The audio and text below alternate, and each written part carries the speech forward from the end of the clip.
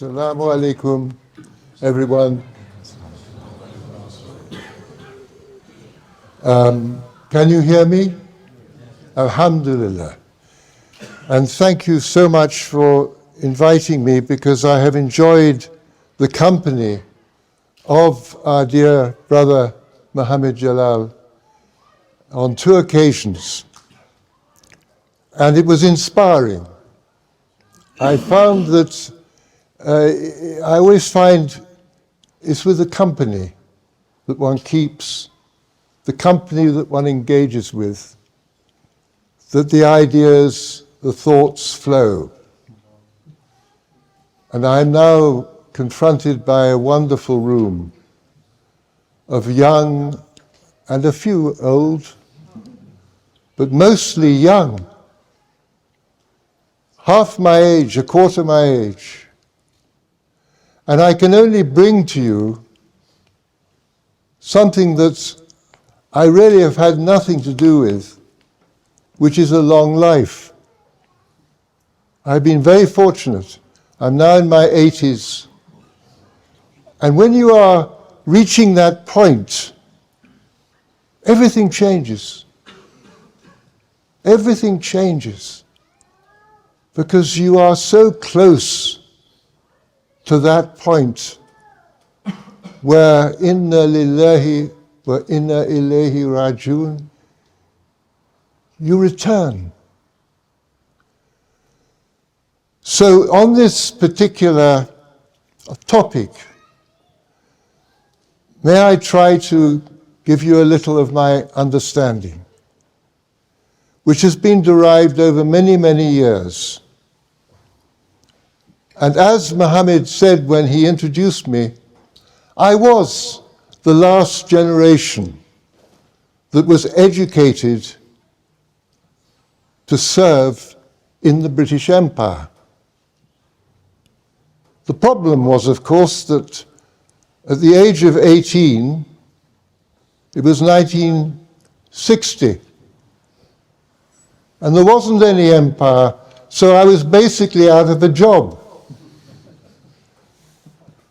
And then I had the benefit of going into the 60s, where, because I was involved in the arts, I joined the barricades, ripping down the empire, ripping down the world of the religion, government, the establishment, all through the 60s. We re-educated ourselves. We discovered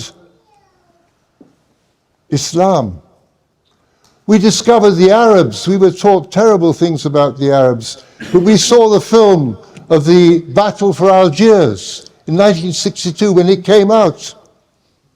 We learnt about what we call the Red Indians, the Native Americans and their stories. We read the books of Black Elk Speaks, and the wisdom and the knowledge and the understanding that these people had for the environment, which we were aware in the 60s that it was beginning to be destroyed. We were seeing the environmental crisis.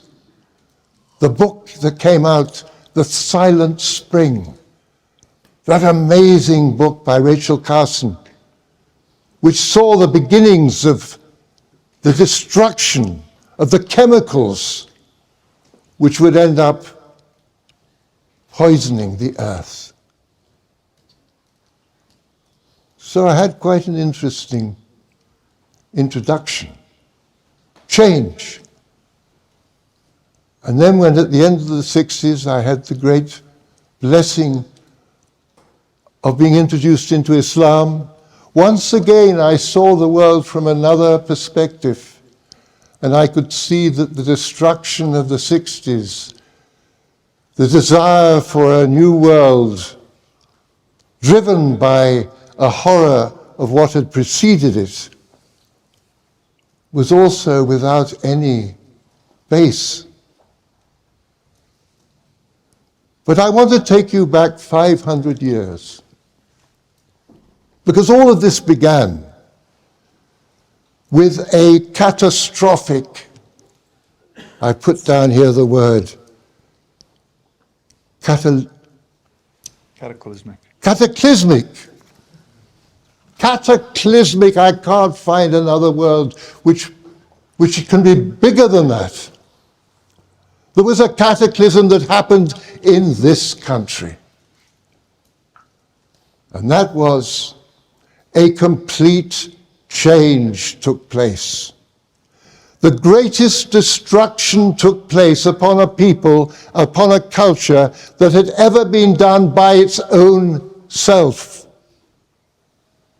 It was the destruction of Christendom, of Christian England. More than 1,000 abbeys, monasteries, friaries were destroyed, turned into rubble. The whole structure of education, the structure of looking after the poor, the structure of health was eliminated. And a new world came into being.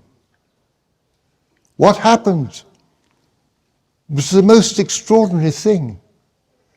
Because having destroyed our own world, we dug up a world that had been dead and buried for 1,000 years, that was under the earth, and resurrected it. This is the Renaissance. We glorified a dead world. And what happened was we turned from a God-centered world, a world which was defined by worship, intense worship, to a world that was completely focused upon the human, the horizontal. From a timeless world, we entered a world, the temporal world. Because you see, there had always been this tension within Christendom between the spiritual and the temporal. The Lord's spiritual were the priests, the Lord's temporal were the warriors, the barons, the power of the sword. And what happened 500 years ago was a new culture was born. And we have what we call the civilized world. You've heard this term, civilized. You have it in America. Civilized world. Whenever there's a problem, everybody says, the civilized world. We are the civilized world. This is when it came about. It came about because we took Rome as the great example of civilization. And at the same time, we no longer identified ourselves as Christian. We became an Englishman, or a Spaniard, or a Portuguese. This is when the nation state is born as the unifier, the identity of a people. No longer Christian. Now we are nations. And each of these nations wish to be the Roman Empire. First the Portuguese, then the Spaniards, then the French, then the British, then the Dutch. Very much later, when there was very little room left, the Italians, and finally, the Germans. They had nowhere to go.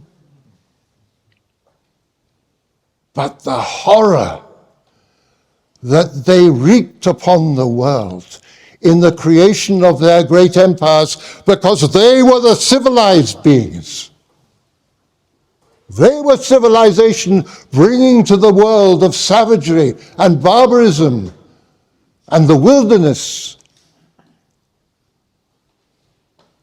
to bring it into the light of civilization.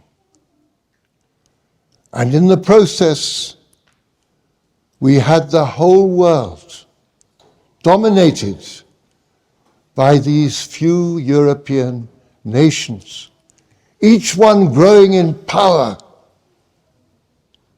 huge power being released, focused upon the warrior. Up until the time that this emerged, it was the saint. It was the pictures of saints, of prophets, that informed the people in the great cathedrals and churches and modest churches and villages. Now it was a statue of warriors. And the last of these great warrior statesmen in Parliament Square was our Winston Churchill. He was the last of this civilized empire world.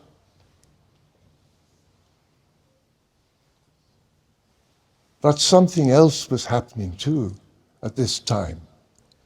Something that together has devastated our world.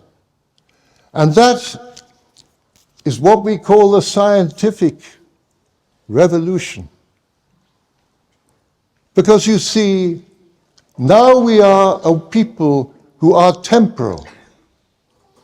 The link with heaven is gradually broken. We are simply on the earth. We only see the material universe as being real.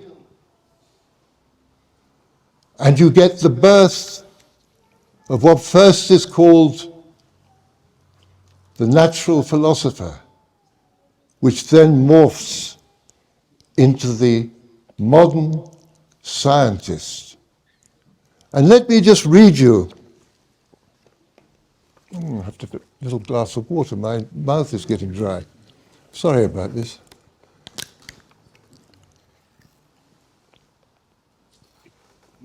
It's one of the problems of old age. Everything gets dry, you know. We dry out as we get older. You'll all experience it, don't worry. Sir Francis Bacon, who is considered to be the founder of the scientific revolution. And he said, "My only earthly wish is to stretch the deplorable narrow limits of men's dominion over the universe to their promised bounds. Nature will be bound into service, hounded in her wanderings, and put on the rack and tortured for her secrets." Can you imagine? Can you imagine?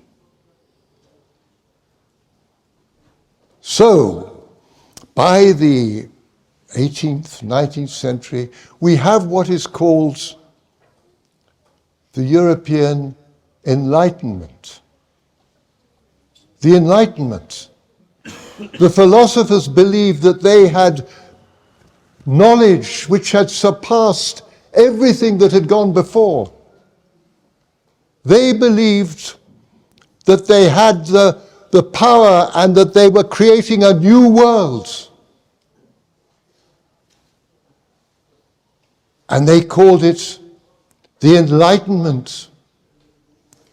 And they created a story because the power was giving them the world. It was giving them such amazing things. They had an industrial revolution in which they were creating machines that could go far beyond the power of the hand, creating a whole new space. And they saw this, and they developed this amazing narrative. And the narrative was that after the glorious Roman Empire, and when it fell, Europe descended into a dark age, an age of superstition and ignorance. And then the light reappeared with the Renaissance, the rebirth of knowledge. And then everything started to develop, and we now have a humanity in the West, of course, in Europe, in which the human being is progressing towards creating heaven on earth. This is the justification of the whole modern enterprise, to create heaven on earth. And they believed it.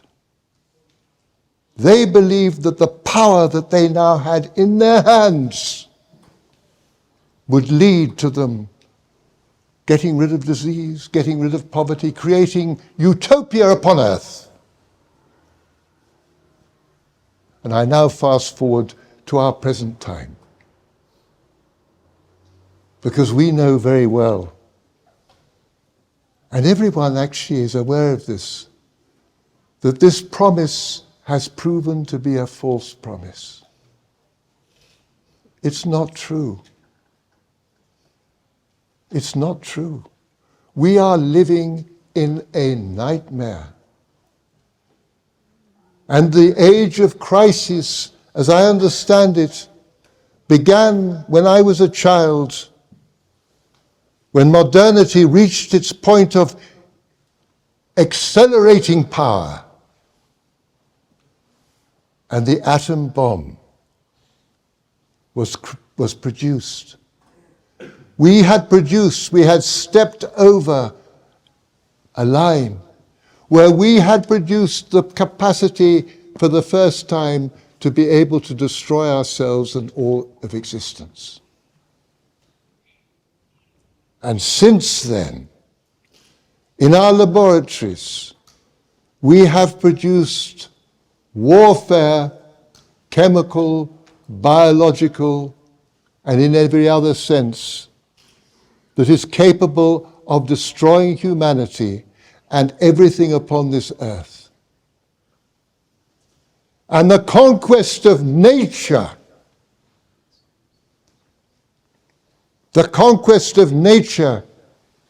has led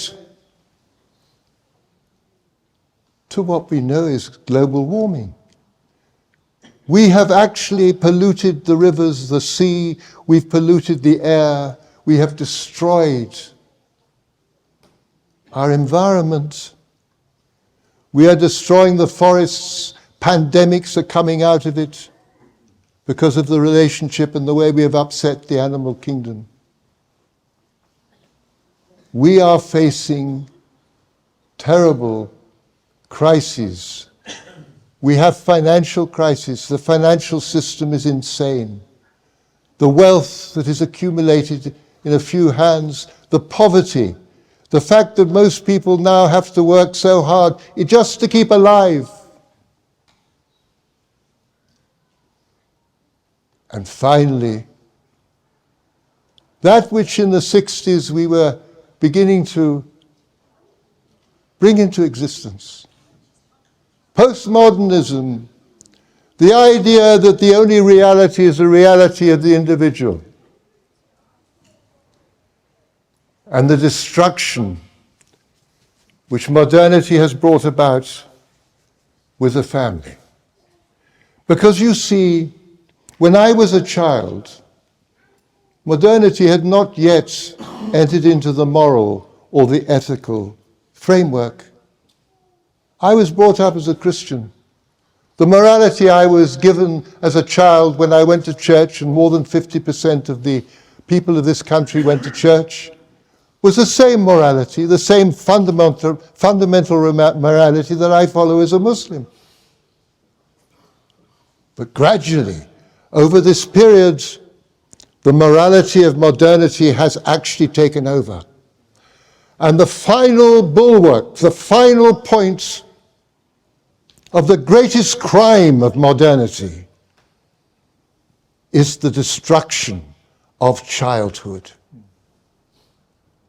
This is beyond anything imaginable. Because you see, children, when they arrive here, inna lillahi wa inna ilayhi raji'un, we think of that as returning. But if we have returned, we've come from, haven't we? These little creatures, they arrive from Almighty Allah. And in the first 7 years of their lives, they are more with Him than they are with us. The barakah, the innocence, the beauty of them is beyond imagining. And that is why the woman, the mother, and the child has always been sacred. The mother and the child has always been sacred in our societies. Now what has happened? These little children, they live in their own imaginations. These little children have spirit, and they have their senses, and they are living in the moment, in the present. There is no past and future for a child. They are in the present. And these little children, they play with their other children, because the games they play, only they understand. They can turn a piece of wood into a magical sword. They can become a prince or a pirate at the blink of an eye. They play games. The little ones follow the older ones. The older ones lead them, and then the little ones become the older ones. They go through a whole drama of growing, of becoming whom they are, of their identities filling as they play. And that play is absolutely sacred. Mother calls them in for meals, and then they go off. They look after themselves, and they cry, and they laugh, and they fall over. But they are together living as a community of children. That is the norm. And you do not, as a Muslim, teach them. You don't force them to pray. You handle them very carefully, but when they arrive at the age of 7, then they transform, because then they enter the period of discernment. No longer are they unitive beings, they become separate. They can start seeing two things, and at that moment you teach them. They learn. And then when the next great moment comes of the change, and when the change of 14, 12, 13, 14, that great moment, epoch moment, the change into adolescence, then they are your friend, because then they become the apprentice.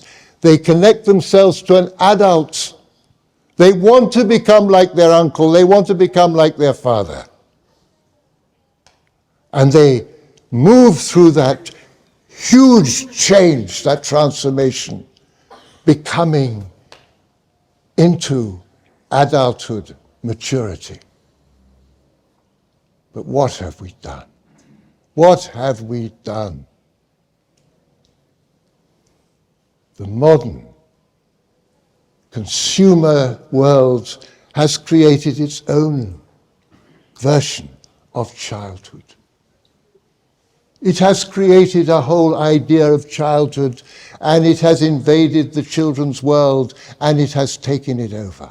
And it has produced plastic toys which are complete, which leave nothing for the imagination. And the child comes and it's like a heroin burst. They get excited about it and then they get bored. And so you have to give them another one, and then you have to give them another one. Because basically, you are taking over their imagination. And the hovering parents, the helicopter parents supervising, having to supervise them because of all the dangers that are around. And these children are being groomed to become the perfect consumers. They sit in front of the screens. Little 3-year-olds, 4-year-olds, 5-year-olds come absolutely mesmerized, being fed. Their imaginations dormant. We have created what I call the dialysis of the imagination. An imagination that is external to the children, and when it is not operating, they get bored. They have to be stimulated from outside. So when that child arrives in adolescence, it rebels. Because it did not have a community as children, they rebel at the very moment when they're supposed to actually make the connection with the adult.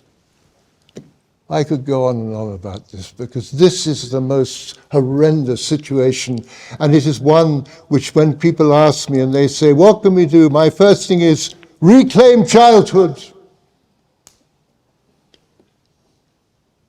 Recover childhood. And that is something that the Muslims can do. Because with our beautiful Muslim society, as I see it, as I sit in Cambridge, seeing these glorious young people coming who are morally intact, whose grandparents, who came here under the most difficult situations, did an incredible job. These are heroes. These grandparents who came and set up the little mosques and the halal butchers and created the basic framework for our way of life, and who gave their children the chance, the opportunities. But as our Imam here has said, the challenge is huge. I'm running out of time, but I just have one other, can I just, because I'm getting on to really the most important part of all, because what we've talked about is the West, the world of power that has conquered us. We are conquered people. All humanity is conquered. And all humanity is becoming more and more aware that the machine that was created in this great adventure is actually imprisoning us all. So what of Islam? Now, Islam has a place in this story of progress.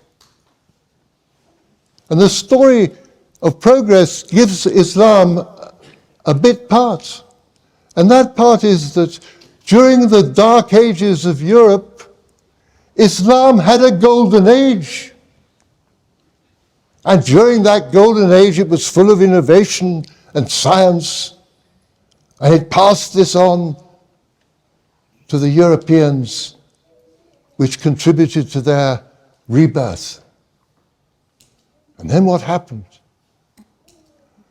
As Europe ascended into the heights of this great new modern scientific world, Islam went to sleep and descended into stagnation and decline. And for 1,000 years, Islam, nothing was happening. And then the world was divided between the developed and the underdeveloped. And Islam now has to wake up, the Muslims have to wake up and join and come to that developed world. What a stupid story. What an insane idea. What an idea which makes every Muslim feel that Islam has somehow failed. How could the last and final revelation that brought the most perfection of revelation and the perfection of prophethood fail? And that was the question that I asked, because the thing that depressed me enormously when I became a Muslim was the depression of the Muslims, the sense of failure. And I say, Islam is a religion without a story. Because the story we have is the story that has been told to us by the conqueror. It is the story of progress. And we have been placed within that story. Now, the miracle that happened, and this we cannot see. We have great difficulty seeing this miracle because the perspective we look through is a modern perspective, a secular perspective when we look at history. That's what's taught to us. But you see, what is remarkable about Islam is that Islam created a world, Dar al-Islam, the only universal civilization from West Africa to China, engaging all the different races, all the different geographical areas.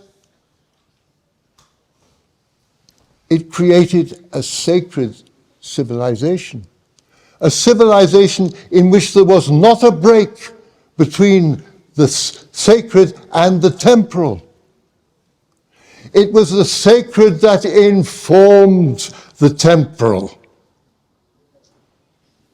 That is why Dar al-Islam was this incredible, unchanging world. That is why when Ibn Battuta set out on his journey from Morocco and traveled all the way to China, he was in the same world. A world of huge variety, of huge difference, but fundamentally the same world, in which an Indian could be an Indian, an Arab could be an Arab, a Bosnian could be a Bosnian, but they all belong to the same world. And this world is a miracle. It's a perfection. And I will just give you one example of how through the Mizan, through that glorious principle of Islam, the principle of balance, of justice, of scale, through that, the whole world of Islam becomes visible. And we begin to see the miracle of it. And that world was a world in which all the elements came together. Because you see, in the 23 years of prophethood, a complete way of life was revealed. The perfection of how you live upon this earth. And it wasn't just revealed, it was practiced by the best of humanity. And the Prophet ﷺ was surrounded by every type of human being, by warriors, by merchants, by scholars, by people who grew things in the earth, by nomads who herded the sheep, by craftsmen who made things. Every type of humanity was present. So the Prophet ﷺ contained, because he was a complete man, he contained all of this. So all these different vocations, all these different types of humanity saw him as their exemplar, as their example, that whom they loved. So when Islam went out into the world and conquered the world, through arms, through trade, through knowledge, through craft, even through food. Conquered the world from West Africa to China. A world emerged in which every type of human being was attached to this religion and loved it, and loved their Prophet ﷺ. And every type of human being was capable of arriving at the height of their being, the finest of merchants. Who ever heard of merchants who were pious? Who carried Islam deep into Africa, across into the Malay world. Oh, dear brothers, and where are the sisters? Dear brothers, are they there? Yeah, they're there. Dear brothers and sisters, because you are the most important, you sisters, you mothers. God bless you all. What a miracle this world is, and we know nothing of it. We know so little, we don't understand this glorious framework, this glorious structure. If we did, as Muslims, our faith would be like a mountain. And it has to be like a mountain. Because the time we're living in, which is a time of the great crises, is a time when the Muslim is holding, what is it? Hot coal. We know this, we can feel it. And we need this, because what is it that the Muslim has to stand for now? I see two things. One, witness to the truth in an age where untruth is everywhere. Look at the untruth about our children. Look at the idea they talk to their children about when they talk about their identity, giving them the idea that they can be anything they want to be when they get to the age of 7 or 8. We have to be witness to the truth, as Islam has always been. And the refuge, Islam is the refuge in the storm. Because the storm we are passing through is not going to get any easier, because we can already see the signs. And like a lighthouse which warns humanity of the rocks, the boat that goes out to draw the people out of the storming sea, this is Islam. The compassion. Because the time we're living in is most like that of Mecca. Of the period when the Prophet ﷺ, the most sublime period in the history of our Islam, when the most glorious ayats of the Quran were revealed. This period when the Prophet ﷺ was surrounded by the most wonderful of his companions, and around him was swirling the chaos and the horror and the cruelty. This surely must make us aware. And what did he teach us in this situation? Compassion, patience, love. This is what is required from the Muslim today, because it is the compassion that has to pour out to poor humanity. For us, what do we have to worry about? We know that Almighty Allah, this is His. He is the producer, He is the director, He is the creator. We are simply the actors. We are given our parts to play. But He is running the show. We know that. We are told this all the time. So what do we have to worry about? But what we have to give is to create a refuge, a place where tormented humanity can see the beauty of Islam, the compassion of the people of Islam, and are drawn to it. And this is what is happening in Gaza, because in Gaza, people are coming to Islam because of the beauty of those people who are always calling to Almighty Allah. and are responding to this horror that is being placed upon them with such dignity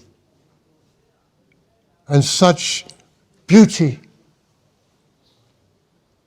And that is where we have to show the refuge for this suffering humanity.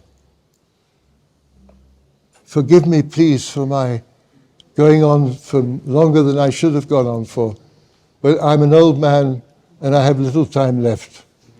Thank you so much. Assalamu alaikum.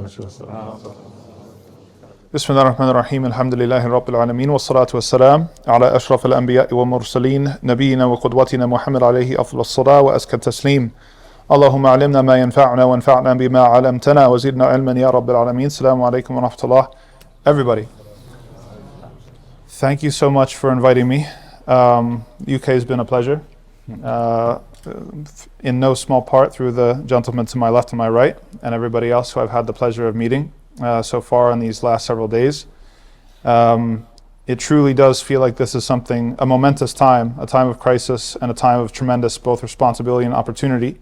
So I think that it adds urgency and importance to this particular event, and I'm honored and humbled to be a part of it.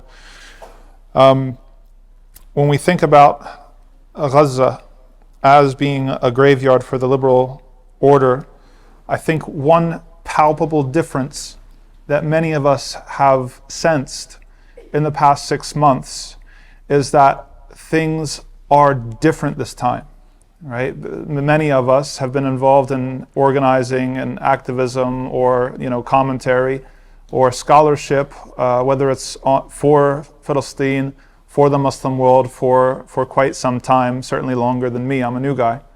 But even those folks who are much more seasoned than me reflect and say the same thing, that things seem different this time.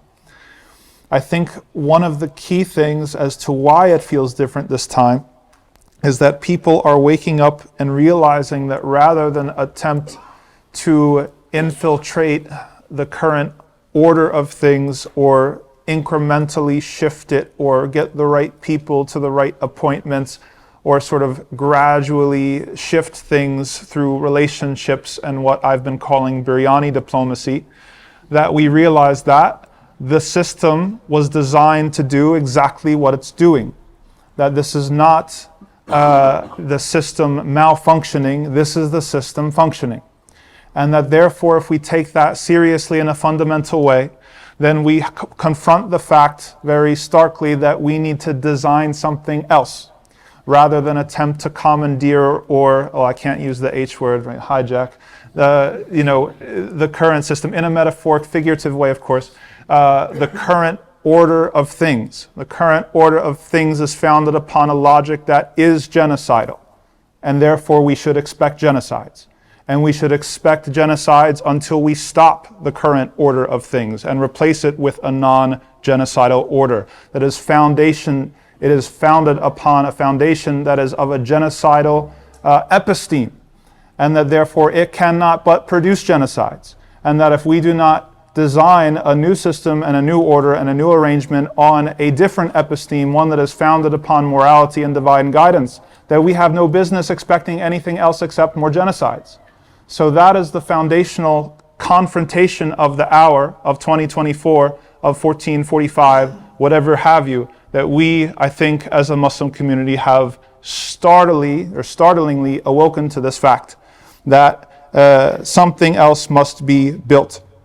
As some of the traditionalists have mentioned, that we live in a time of inversions, right? That there is something about the current order. Why did it elude our analysis and our criticism for so long?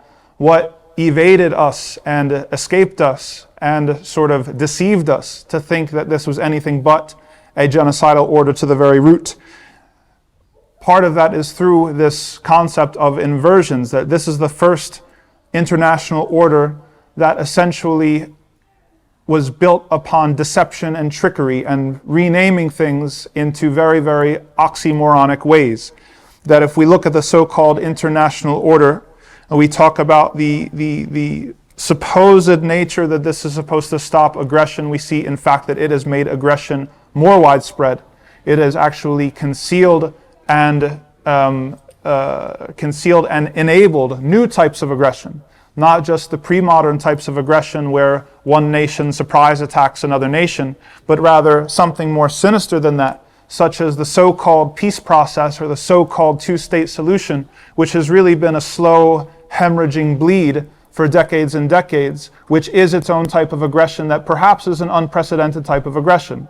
So again, we're talking about an international order here that is designed to do exactly precisely what it's been doing. Rather than have two bullies on the playground jump some poor defenseless kid, what we have instead is sort of a peeling of the skin cell by cell, and a sort of political cover that is lent to it with all sorts of nice sounding words, and everybody else forced to watch.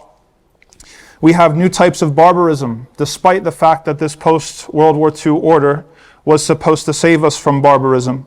We have, in the modern era, we have a type of weaponry and a degree of weaponry that's not previously even conceivable, right?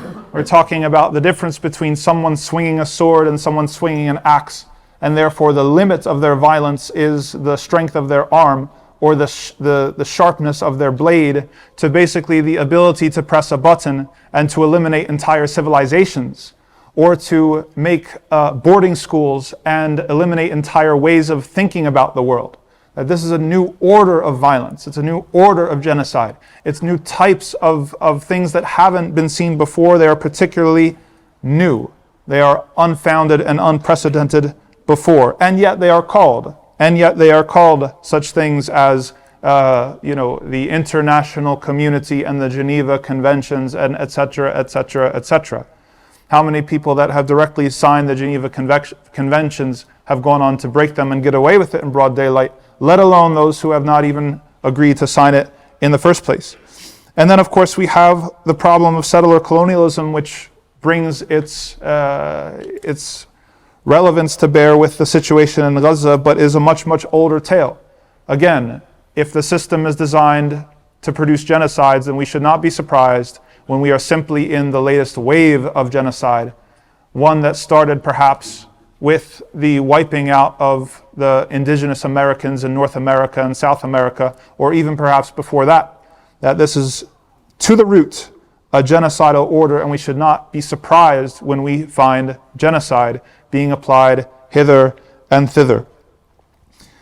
Looking elsewhere other than the order, so we're not shocked anymore, and we're not surprised when we see the nations of the so-called international community one year align themselves and march through the streets of Paris, supposedly defending the freedom of speech, and then also uniting just a few years later to solemnly, with crocodile tears, watch as children are blown to bits with their own weaponry that is put on full display and full use, the latest gadgetry, the latest AI, the latest sort of infiltration of your WhatsApp groups, of your Telegram groups, of your Facebook posts that are used to assassinate individual Palestinians abroad. We should not be surprised when this is exactly what the current order was designed to do. And yet the mask has been ripped off. All of the so-called benefits and the so-called freedoms, the sacred cows, as Muhammad Jalal has called them, have been sacrificed one by one. That means that the things that, at least if we thought that we were gaining them in exchange or in return for having to tolerate this new type of barbarity, maybe we would have been patient, as Sheikh Haytham al-Haddad says, the patience of donkeys, letting ourselves be slapped and tortured and whipped, while at least we got some sort of modicum of freedom in exchange. Then this too has proven to be quite the lie. That we have, I'll speak from my own situation in the United States and what I've been told, there are particular ways in which perhaps it's worse here. The so-called freedom of speech, and yet it has been rendered ineffective and almost null and void by special interest groups and even foreign nations, some of whom are Zionist and some of whom are actually part of the so-called Muslim world, that are constructing legal artifices such as anti-Semitism and hate speech in order to silence people, in order to get people removed from their jobs, in order to haul university presidents in front of Congress and grill them in a new McCarthyism in order to silence them and impose a fear-based order upon the rest. that we have a so-called freedom of press, and yet all of the press is owned by a very few hands, that is dominated by interests that are moneyed, that are laden with conflicts of interest, to the point where we had the revelation last week where the New York Times was sending internal memos deliberately instructing its journalists to avoid using terms such as genocide, avoid using terms that would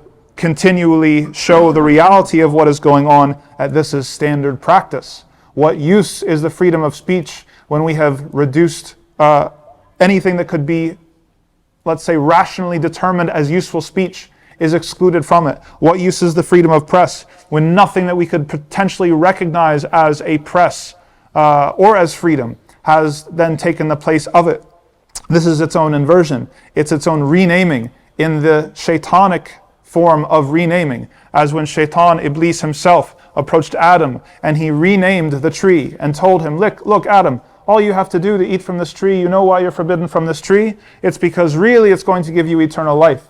This was the first act of renaming, and we live in this era of renaming, where what is freedom is really slavery, and the free press is really the most insidious and sneaky type of propaganda that we've ever seen, and the so-called free speech is really just able to play in this sort of sandbox of political correctness and acceptability, whereas anything that is remotely challenging to the current order is sussed out, and you get on an FBI list, you get on a no-fly list, you might disappear somewhere in many of the black sites that the United States operates across the world. That I was asked recently by Muhammad Jalal, do you think that America is an empire? I said, absolutely it's an empire. Everybody knows it's an empire, especially if you're from the third world or the global south. That is only not a traditional empire in the sense of its land holdings, but if you look at the black sites, if you look at the torture sites, if you look at how they can turn the spigot off to the nations, whether it's Afghanistan or other nations, whenever they try to raise their heads and utter a single word in dissent, you see the levers of power and how far the tentacles of power actually stretch. That is a new type and an unprecedented type of empire, and we live under its thumb. And finally, the last supposed freedom that I'll discuss is the supposed freedom of assembly. What we have in this past week, supposedly what is the university, the bastion of free speech and intellectual inquiry, where we have 100 students suspended from the Columbia University for their activism and support of Palestinian activism, where we have Israeli agents such as Professor Shai Davidai that have over 50 complaints of harassment against him for targeting student protesters, calling them terrorists, calling them names, tipping off security forces and other people, ex-IDF soldiers, on American soil to provoke them, to attack them, to intimidate them, to bully them into silence. What type of freedom of assembly is this? Hundreds of New York Police Department officers were summoned in full riot gear by Columbia University, and other universities across the country are doing the same, where they are summoning police in riot gear to disperse and to arrest and to suspend and to apprehend and to detain students. For what? For what? For the so-called freedom of assembly that we are told that we have. And so what use are all of these words, all of these honeyed words and fancy labels that people take pride in, and supposedly the United States of America and its allies in the West? We don't need to have a narcissism of small differences here. We both have empire in the UK and in the US. Whether it is that we're supposed to take pride in, we're supposed to justify everything for, this is what is the good that, the force of good in the world, we say where? We say what? What good? Where is it? I challenge anybody to show me anything of good. Rather, we have a wake of bodies blown to bits and violence and terror and barbarism, the likes of which the world has never seen before. Even the cultural forms, and I find this particularly distasteful, and I hope that you all will take this home with you and also challenge the people that you're in contact with on these things. Who cares what the Queen of England is doing anymore? I know she's not here anymore. Who cares what the King of England is doing anymore? Who cares what the Prince and the Princess is doing anymore? Who cares what's going on at the Grammys? Who cares what's going on at the Oscars? Who cares who's given a Nobel Peace Prize anymore? Do any one of you believe in these cultural forms? Do any one of you believe in these strategies of soft power that have made you get happy when someone takes a selfie with you in Times Square or down in the Bank District or somewhere in front of 10 Downing Street when you're given an invite to an iftar? Wallahi, it's embarrassing and it's undignified. We are in the situation of Qarun. We are in the era of Qarun, where you know that according to Ibn Kathir, Qarun was the first cousin of Musa alayhi salam. And Allah subhanahu wa ta'ala specifically says in Surah Al-Qasas that he was from the family of, he was from Bani Israel. Are we happy being Qaruns? Are we happy being given treasures, being given baubles in exchange for the slaughter of our brothers and sisters abroad? Is that what we're after? If that's what we're after, then I want Eddie to leave right now and I'll go home back to the United States and thank you very much, ma'asalama. The world must change. The design must change. The system is designed to do exactly what it is doing and what it has done. And we are challenged now to think and organize and spend and act and plan our way out of this. If that we are going to construct a new world order, something that is more ummatic, something that is able to draw on the best strengths and talents of our own and not sell them off to some sort of medical degree where you can be a doctor for some sort of Zionist hospital system, or you can be some sort of puppet in some sort of so-called democratic election, or you'll be some puppet in some academy, or anywhere else, a tokenized minority, right? The colonial informant or the native informant that's been enlisted to sort of suppress and say, oh look, we're not anti-Muslim. If that's what we're pleased with, then we will never get anywhere. That we have to be ready to walk away from it. We have to be ready to be suspicious of it. That if 10 Downing Street invites you, or if the White House invites you, or if Harvard invites you, or if Yale or Cambridge, or no offense, or Oxford invites you, that we should be suspicious of it first. We should say, what would you want with us? No, rather we have Azhar, rather we have Fez, rather we have Istanbul, rather we have Tripoli, rather we have Lebanon and the other places. Right? We cannot be happy with this anymore, with the Hollywood or the Bollywood or whatever that is to distract us and to addict us and to keep us away from our mission. Our duty to the people in Gaza demands that we take every legitimate means to plan and organize and think our way out of this. That we want a separate order, a new way of doing things, a new way of arranging power across the world, so that the world does not have to suffer anymore under the barbarism of this liberal world order. That has had long enough. That has had many excuses. MashaAllah, more than 70. Probably 70,000 excuses we've given. Just wait. Freedom is coming. Liberation is almost here. We're marching forward with progress. We're almost there. Just a few more technological innovations and we'll get it. How long have we been told this lie? That the order is completely unchained from morality, unchained from the divine guidance, unchained from what is really the full human being in the fullest holistic sense of the word, which is a moral creature. They deluded you and tricked you when they told you that man is a rational animal or a speaking animal. He is a moral animal. And therefore, we need a moral system based on divine guidance, the only source that encompasses comprehensively what you and I actually are, the soul, the afterlife, what our liabilities are, where we're liable to go wrong, what our shortcomings are, as Allah subhanahu wa ta'ala points out in the Quran. And so I think I'll end it here because I'm more interested in to get into the questions, and I don't want to be overly prescriptive because there's already groups and many things going on to think about this. But every single person has to take it seriously, that we are all we have. Allah subhanahu wa ta'ala said in Surah Al-Ma'idah, إِنَّمَا وَلِيُّكُمُ اللَّهُ وَرَسُولُهُ وَالَّذِينَ آمَنُوا, that the only protector or the only friend that you have is Allah Azza wa Jal and the Messenger sallallahu alayhi wa sallam and those who believe. And then Allah skipped down to the next ayah and Allah subhanahu wa ta'ala says that whoever takes them and follows them and turns into them and leans into them and takes them as his support, then they will be the ones who succeed. And so we have everything we need in this room right now. London is popping, mashallah. Do you say that? We say that in New York. I don't say that. Popping is a good thing. It means there's a lot going on, okay? London is popping. US is popping. Istanbul's popping. We have everything that we need. We just have to be ready to sacrifice. We have to be disciplined. And we have to believe. We have to believe that Allah subhanahu wa ta'ala is able. We have to believe that we don't need these kuffar and their entire world order that they've constructed to entrap us and imprison us, whether through addiction or whether in a black site in Iraq or Afghanistan, right? That we need to think differently. And Allah subhanahu wa ta'ala knows best. أقول قولي هذا واستغفر الله لي ولكم ولسائر المسلمين من كل ذنب فاستغفروه بارك الله فيكم.